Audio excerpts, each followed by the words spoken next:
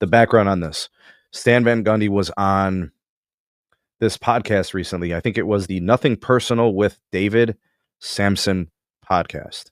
He has Stan Van Gundy on as a guest, and they're discussing things. They were just got done talking about the Knicks and their season. Then they go on to talk about the Lakers and LeBron. And then here is what Stan Van Gundy goes in and does. And I'm going to let you guys listen to what he said, but here's the overview. Stan Van Gundy believes that the criticism, negativity, and venom towards LeBron is due to the constant comparisons between LeBron and Michael Jordan.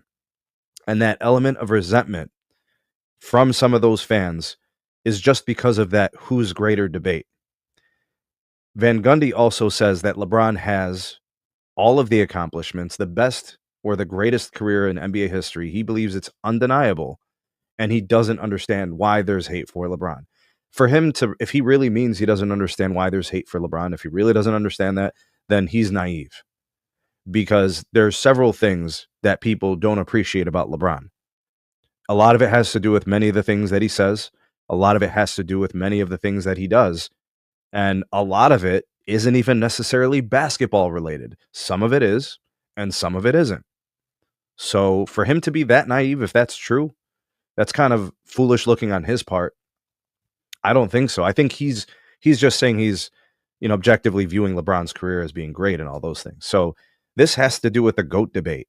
As much as anybody would want to deny it, this is 100% because of these two individuals on the screen. This has to do with MJ and LeBron. And Stan Van Gundy believes LeBron is the greatest, and I think he's got MJ second or something like that. So that's kind of like the framework of this.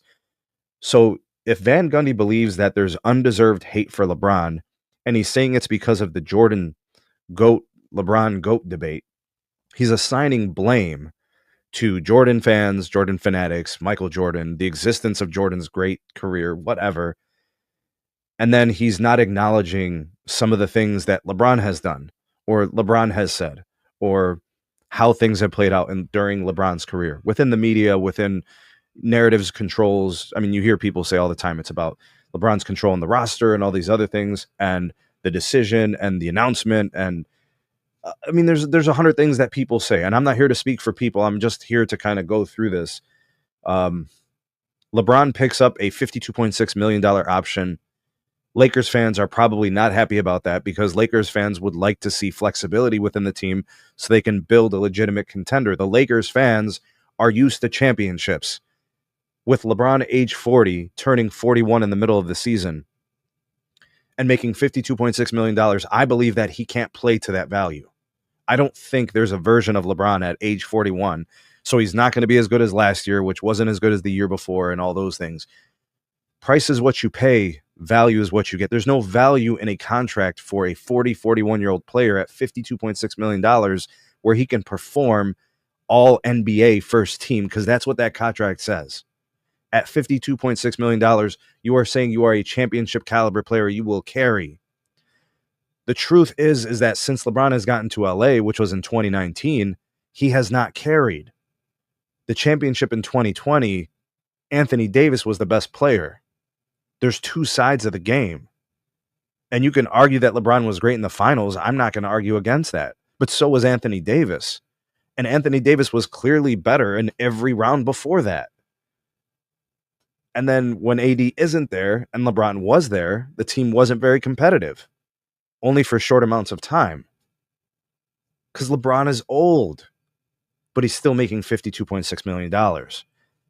So the decision for LeBron to pigeonhole the Lakers in the way that he did, it turned his contract into an albatross. They really are strapped. They can't do much. Like DeAndre Ayton was a signing that happened because of a buyout with the Blazers. Like even that is some good fortune. And the fact that he wanted to play in LA. Like, what if he didn't? That would have been his decision. It's just, I'm looking at Stan Van Gundy in this. I'm thinking to myself, well, what the hell? How could we be so naive about this? Right? What I'm going to do for you guys is I'm going to play the audio. We're going to listen to some of it from Stan Van Gundy. I wanted to give you guys the overview, and you guys can kind of chime in, and maybe I'll open up the calls for you guys to kind of give me your thoughts and opinions on what he said. You could tell me if you think he's wrong. Tell me if you think he's right. I want you to listen to what he has to say. Objectively, just listen to what he has to say and then kind of think to yourself, what is he right about? What is he wrong about? And then we'll kind of evaluate it from there. I'm going to go ahead and play the audio. Well, I'm in on that. It's definitely not with the LA Lakers, but I don't know where it would be or what deal would have to materialize. I expect him to be back in LA. I think they're pretty good. I think it will certainly help them having a training camp and a full season with he and Luka Doncic together. But I still don't think they have enough. Yeah, listen, LeBron's gotten a little hate for a long time for a lot of different things, whether it was, his decision to come to Miami that he announced on TV, whether it was bumping into Eric Spoelstra, whatever it is. LeBron's gotten a lot of hate for a guy who has had the best career of any NBA player ever. And we can argue who the best player has been in the NBA, but it's hard to argue that anyone's had a better career. The most amazing thing to me is this guy's been a national figure since he was in 8th grade. What's the biggest off-court controversy you've got on this guy? I mean, this guy's done nothing except represent the game of basketball in the league well, and yet there's this hate for him. Look, more power to him. I think he took the 1 year. Not only can he make a decision at the end of the year, but the Lakers can too. So I don't think it was selfish at all. And he gets another year with his son, which I think was really, really important to him. So I don't think there was anything selfish about this. All right. So, all right.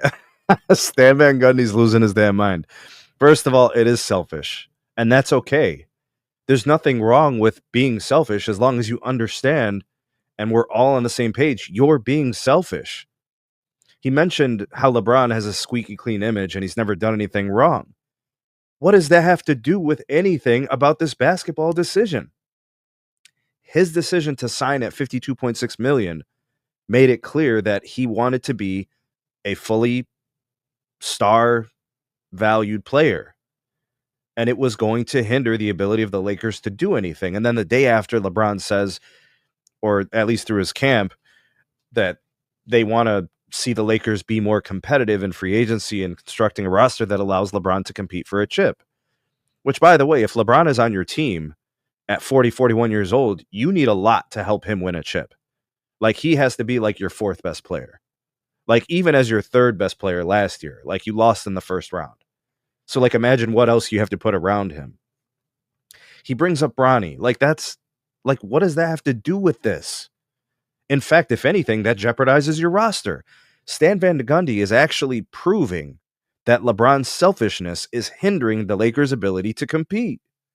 And all Stan Van Gundy is saying is how nice LeBron is and how much of a good guy he's been and all that other stuff. It's not relevant to the scenario of the team's construction and the roster.